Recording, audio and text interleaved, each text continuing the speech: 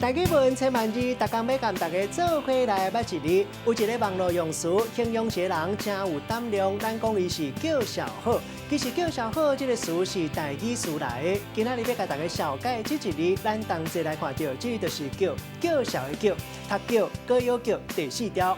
古早台语字典冇写这字，读做另外一个音，读做卡。要不过现代台语字典写伊主要的读音是叫，这是读白音。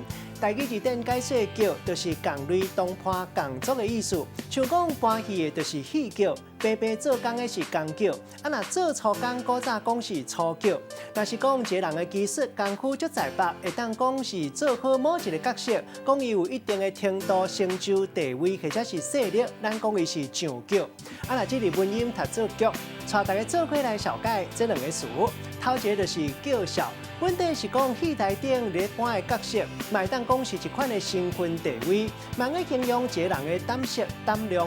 第二个词读做出叫，这个意思就是讲一个人的表现才华伫一般人之上，卖当讲是出色、杰出、优秀、出调、上叫、出众、出人情。咱用一句话来举例，甲这两个词合做伙。迄轮讲阿明自细汉就咧学跆拳道，叫小好功夫老，一路参加大小小比赛，即阵总算出叫，拼到世界冠军，名声烫四海。